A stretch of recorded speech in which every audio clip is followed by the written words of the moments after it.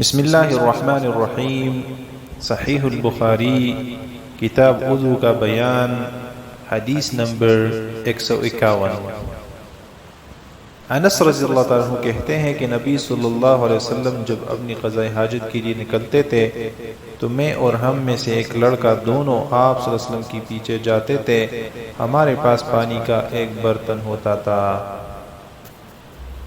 حدیث نمبر 152۔ انس بن مالک رضی اللہ عنہ کہتے ہیں کہ رسول اللہ صلی اللہ علیہ وسلم بیت الخلاء میں داخل ہوتے تھے تو میں اور ایک لڑکا دونوں مل کر پانی کا ایک برتن اور پلدار لاٹھی اٹھاتے تھے۔ آپ صلی اللہ علیہ وسلم پانی سے استنجا فرماتے تھے۔ نظر اور شاذان نے اس کے مطابق حدیث شعبہ سے روایت کی ہے، اور عنزہ سے مراد وہ لکڑی ہے جس پر پل لگا ہو۔ حدیث نمبر 153۔ عبداللہ بن ابی قتادہ ابو قتادہ رضی اللہ عنہ سے روایت کرتے ہیں، وہ کہتے ہیں کہ رسول اللہ صلی اللہ علیہ وسلم نے فرمایا کہ جب کوئی پانی پیے تو برتن میں سانس نہ لے، اور جب بیت الخلاء جائے تو شرمگاہ کو اپنے داہنے ہاتھ سے نہ چھوئے اور نہ اپنے داہنے ہاتھ سے استنجا کرے۔ حدیث نمبر 154۔ ابو قتادہ رضی اللہ تعالیٰ سے روایت ہے کہ نبی کریم صلی اللہ علیہ وسلم نے فرمایا کہ جب تم میں سے کوئی پیشاب کرے تو وہ اپنے داہنے ہاتھ سے ہرگز شرمگاہ کو نہ پکڑے، اور نہ ہی داہنے ہاتھ سے استنجا کرے، اور نہ پانی پیتے ہوئے برتن میں سانس لے۔ حدیث نمبر 155۔ ابو ہریرہ رضی اللہ عنہ کہتے ہیں کہ نبی صلی اللہ علیہ وسلم حاجت کے لیے نکلے اور آپ کی عادت تھی کہ ادھر ادھر نہ دیکھتے تھے، تو میں بھی آپ کے پیچھے ہو کر قریب پہنچ گیا۔ آپ نے مجھ سے فرمایا پتھر تلاش کر دو تاکہ میں ان سے پاکی حاصل کر سکوں، یا اس کی مثل کوئی لفظ فرمایا، اور ہڈی اور گوبر نہ لانا۔ چنانچہ میں اپنے کپڑے میں پتھر رکھ کر آپ کے پاس لے گیا، اور ان کو میں نے آپ کے پہلو میں رکھ دیا، اور میں آپ کے پاس سے ہٹ آیا۔ بس جب آپ صلی اللہ علیہ وسلم قضاء حاجت کر چکے تو ان پتھروں کو استعمال کیا۔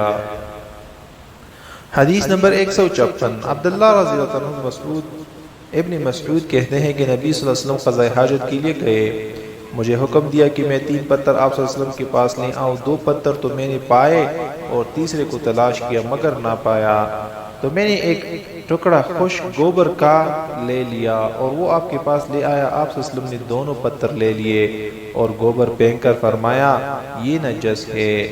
ابراہیم بن یوسف نے بھی اپنی باپ کی واسطہ سے اسے ابو اسحاق سے روایت کیا ہے۔ حدیث نمبر 157۔ ابن عباس رضی اللہ عنہ کہتے ہیں کہ نبی صلی اللہ علیہ وسلم نے وضو میں ہر عضو کو ایک ایک مرتبہ دھویا ہے۔ حدیث نمبر 158۔ عبداللہ بن زید رضی اللہ عنہ سے روایت ہے کہ نبی صلی اللہ علیہ وسلم نے وضو فرمایا اور ہر عضو کو 2 مرتبہ دھویا۔ حدیث نمبر 159۔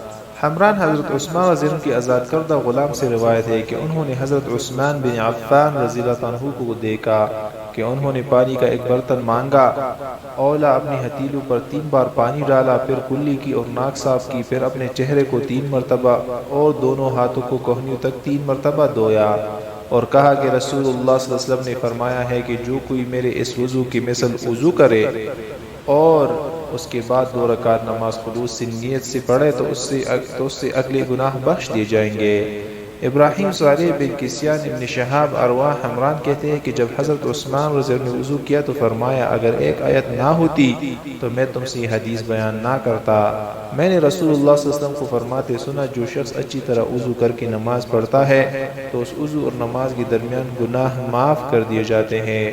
ارواح کہتے ہیں کہ وہ آیت یہ ہے ان الذين يكتمون ما انزلنا من البينات والهدى من بعد ما بيناه للناس في الكتاب اولئك يلعنهم الله ويلعنهم اللاعنون۔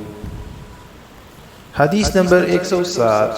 ارواح حمران سے روایت کرتے ہیں کہ جب عثمان رضی اللہ عنہ نے وضو کیا تو فرمایا میں تم کو ایک حدیث سناتا ہوں، اگر قرآن پاک کی آیت نازل نہ ہوتی تو میں یہ حدیث تم کو نہ سناتا۔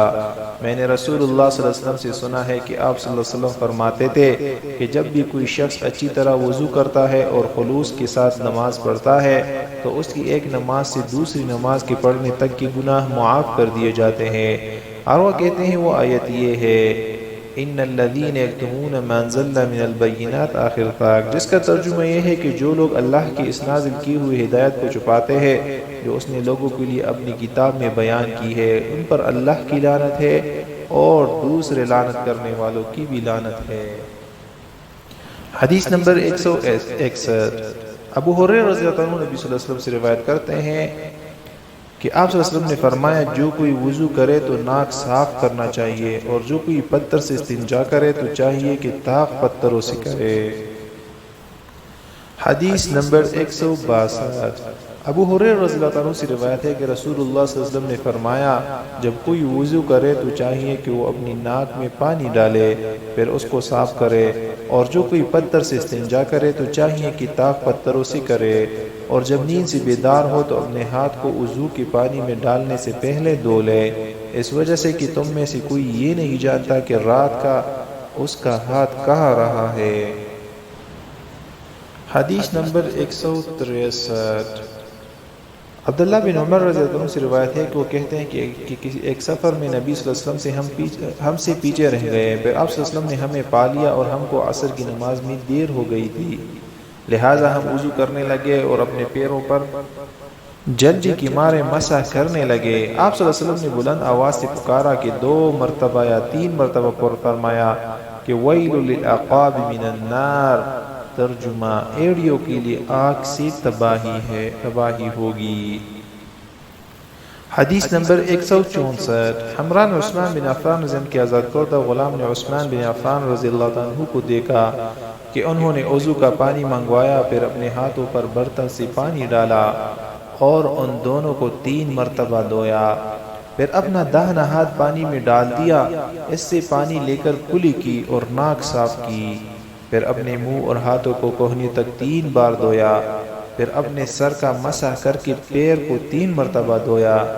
اس کے بعد کہا کہ میں نے نبی صلی اللہ علیہ وسلم کو اپنے اسی وضو کی مثل کرتے دیکھا ہے۔ آپ صلی اللہ علیہ وسلم نے فرمایا ہے کہ جو کوئی میرے اس وضو کی مثل وضو کرے، اس کے بعد 2 رکعت نماز پڑھے، جس میں اپنے دل سے کوئی بات نہ کرے، تو اس کے اگلے گناہ بخش دیے جائیں گے۔